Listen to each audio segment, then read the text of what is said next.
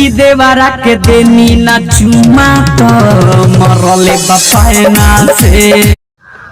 पहना से मरले बा भौजी तहरा के जाए दो एगो चुमा दे दो एगो चुमा दे दे तो तेरा का पैना से ना मारी चुमुआ नहीं खुद देत वही से पैना से अरे दादा ऐसा न मरले बाबे सैया उखड़ल बा अभिले चिन्हा हो का कहलु भौजी देह में चिन्हा उखड़ गइल बा तो एगो काम कर हई दुगो रुआ वाला रसगुल्ला खा लो सब चिन्हा भाग जाई।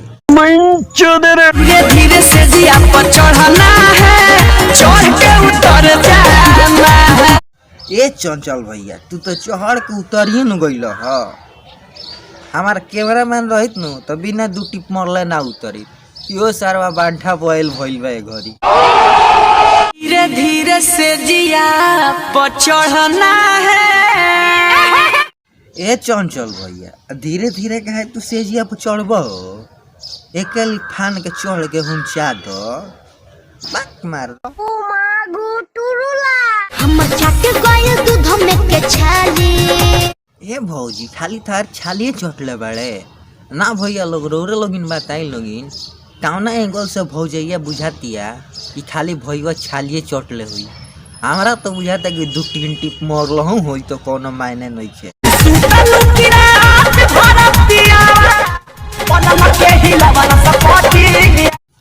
ए भैया भौजी रात में नु सुतो नहीं के हम तरह के डिटेल में बताओ तन भौजी नु रात में खाली हुमचा हुमची वाला खेल खेल ले बिया जाई के भत्तार हमर रहतावे गोवा तब तो भौजी तो गोए में माल मारत हुई हम तो सुनले बानी कि गोवा में काछा पर घूमे लिसन अच्छा लागत हुई हो खता जियाने में कटहर के कोआ। ए भौजी तार कोआ जियान होता नु तो एगो काम करो दोनों कोआ काट के हमर लगे पार्सल कर दो कुछ हमहू खैती आ अपना सहतियो सन के खियती। जाई के मरद हमर रहतावे गोवा। ए भौजी तो खुशी के बात बा तहार भातार गोवा रहता तो तहार दिन दुगुना आ रात 4 गुना होत हुई। दादा हम तो बन गइली मम्मी तू अभी पढ़त है बा। ए भौजी तो हम का करी बताबो हमहू तो कुंवारा में 10 गो लइका सन के बाप बन गइल बानी तो का कोई हो भइला छवा फीका अब ही पढ़त है बा साफ कर फूल हो गइल बड़ा पढ़ के अब कितना। ए भौजी तारा आँखिया में का भइल बा हो तार लेंस खराब बा हमारा दीपक भैया के हाइट 5 फुट कुछ इंची बा। तू लोग देख सकता रहो कि भैयावा से नु भौजी बड़का बिया लेकिन कहत किया कि फूल हो गइल बड़ा पढ़ के अब कितना। अब हमारा करेजी भैया के लाड़ खानी बढ़ी हन और कितना बढ़ी हन हम कमर हिलाई तहिले इंडिया। ए भौजी तारा कमर हिलावला से इंडिया हिले चाहे ना हिले इ तो हम नहीं जानत लेकिन तारा चोली में गांधी जी के जरूर देखले बनी हम।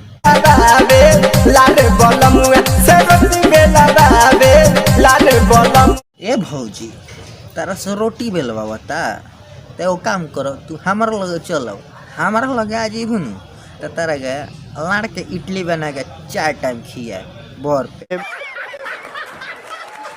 कथी करे लुए पपी एरी तोहर फाटल बा कथी करे लुए पपी एरी तोहर फाटल। ई अवधेश भैया होगल कचार के जाई खेता पुकी तो ओकर एड़िए नु फाटी बताओ एड़ी ना फाटी तो का ओकर बोमा फाट जाई का। ऊपर बात को पाइला नीचे लहू पता गोड़ हो सोनी लीवाना पे रिकॉर्ड बेला सब तोड़ सोनी लियन के रिकॉर्ड तोड़ दिले बिया चंचन भैया तब तो बुझाते कि मियां खलीफा के बहिने ही का दुना।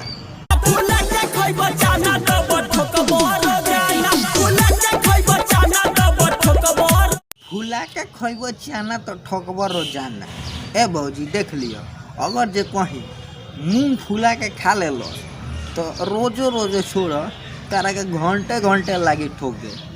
फुला के कोई बचाना तो ठोकबर तारो पर से अपन गरवा हटा लो ना तो पता चली बस भैया लोग आज के वीडियो में जी खत्म करो तनी। आई होप कि वीडियो देख के तालोन के अच्छा लागल हो। अगर थोड़ा सा भी हमारे वीडियो तालोन के अच्छा लागल हो तो लाइक कर दियो, कमेंट कर दियो और शेयर कर दियो, ताकि और हमारा चैनल पे नया होखब तो हमारे चैनल के सब्सक्राइब कर लियो, ताकि हम नेक्स्ट वीडियो डाली तो नोटिफिकेशन तारा लगे मिलो।